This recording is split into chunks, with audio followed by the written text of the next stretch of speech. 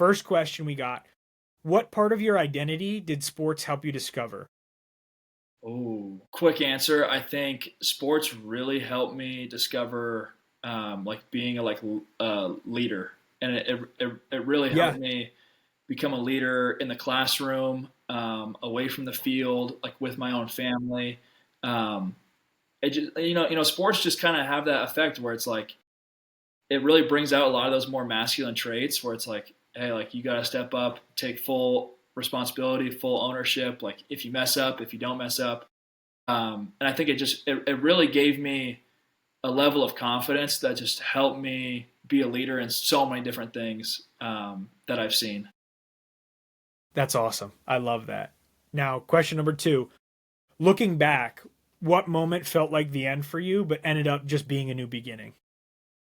Ooh, this is kind of low hanging fruit, so I'll give two answers. But when I broke my leg, like literally to this day, I will remember like laying on the warning track and just being like, why did this happen to me? Like, just give me one more Yeah. game. And it really just felt in that moment like everything had been taken away from me. But now I look back at it, I'm like, man, if that never happened, like, I'm definitely not a mental performance coach. Like, I never Right. meet my sports Yeah. psychologist. He never helps me out. I never get interested in this stuff. And so it's one of those things where it's like, it happened for a reason, I guess, and it led me right to where I am now. So I can't be upset with that. I'll try to think of a second answer that's like a little bit less than like what we just like talked about, like the whole podcast. Um, Definitely, I would say my redshirting also was really hard on me. Yeah. Just because Yeah. it felt like I had just gotten to college. I went to a bigger college than I thought I was going to go to. I came in way over my head, like outplayed even what I had expected for myself. And then I come back and I get told I'm redshirting, and it's like, man, like I really thought like I had it, and then I get kind Yeah. of kicked in the nuts, and it's like, no, Yeah. like you don't have this at all yet. Right. So, Yeah. and then after that spring, going into the summer, of having to be like, okay, let's play baseball again. I haven't played in 4 months, and just that Yeah. whole Right. summer, and yeah, so that I would say that also was a definite low. Definitely. No, I think both of those are great bounce back stories, truthfully.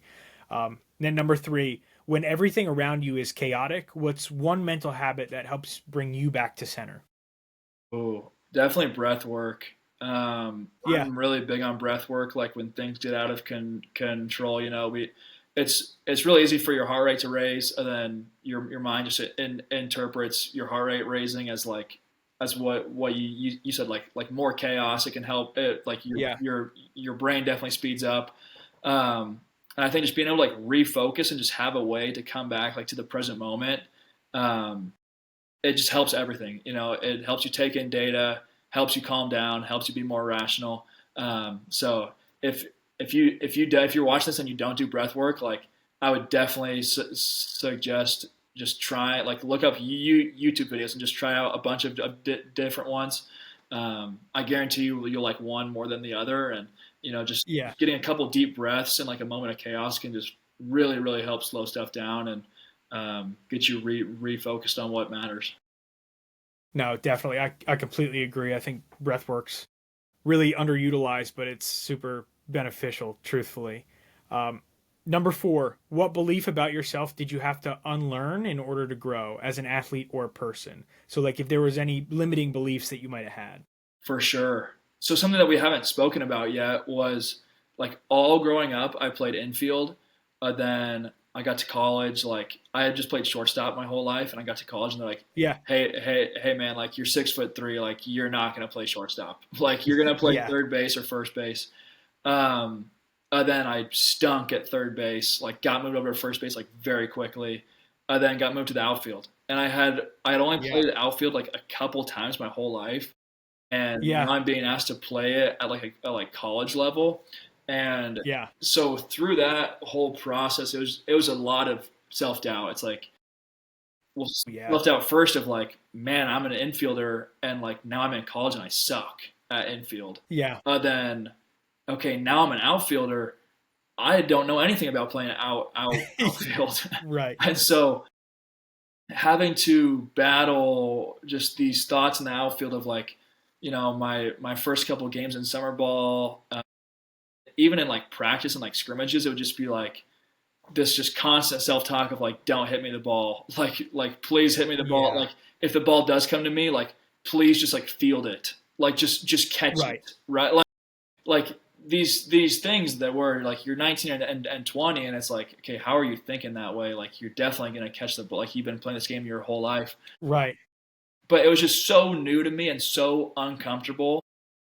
Yeah. Like when I first started, that a lot of those doubts, a lot of that negative self talk, like took over until I had proven it to myself and gone 100% effort and gotten those reps in, and Yeah. was like, okay, like I actually am comfortable. And once I got comfortable, like it was over with.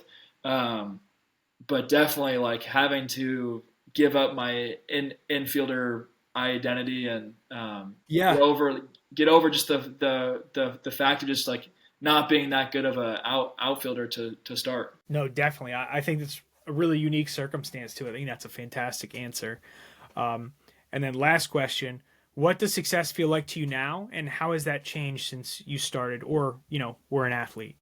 Yeah, this is a great question. I mean, this is a question that I still think about to this day. I was having a really deep conversation with my sister about like a month ago. Just like, how do you define like what your value is and like what Right. success really is?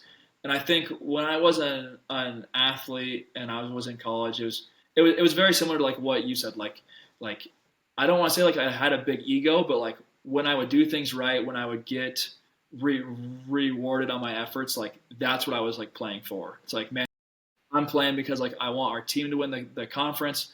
I want to win player of the week. I want to like be on the all conference team. Like, Right. Right. and I could very clearly lay out like, okay, like it's this accolade, this accolade, this accolade. Yeah. And I think back on it now, and I'm like, man, like that's so silly. Like that's such a silly way to define it now. And now when I think about it, I think if you can have something like very clear that you're passionate about, that you're ambitious about, that like you wake up in the morning and you're like, I cannot wait to do this all day. Whether that's, your work, maybe that's your hobby, like after work. If you just have something that just like brings you like pure joy, Yeah. honestly, like I think that is like in itself successful because I mean, as humans, we all have so many like decisions throughout our day, like where to live, where to work, what partner to be with, and there's so many things to like make a bad choice on. And if you can just make Of a good course. choice on work, partner, what your hobby is, like maybe you don't love work, but like man, Friday at 5 o'clock hits, like I'm going into the mountains, like I'm gonna go hunt, or I'm gonna go ride my Right. mountain bike, or I'm gonna go fish. If you Yeah. just have that, like I think that's as successful as a life as having all the accolades and having all the fancy stuff, right? So I think at the end of the day, like if you're happy, if you're fulfilled, if you're like driven towards something, like that's gonna make you successful in that just because you enjoy doing it and you enjoy showing up and putting the time in. And I think sometimes as humans we get it a little bit backwards, where it's like, Yeah. oh no, like we have to put the time in first before we can like it. And it's like, no, you can Yeah. you can like what you do, and it's probably going to make you better off on it. So 100%. that's what I think now, and I'm sure it'll change in 10 or 15 years again. Yeah. Right?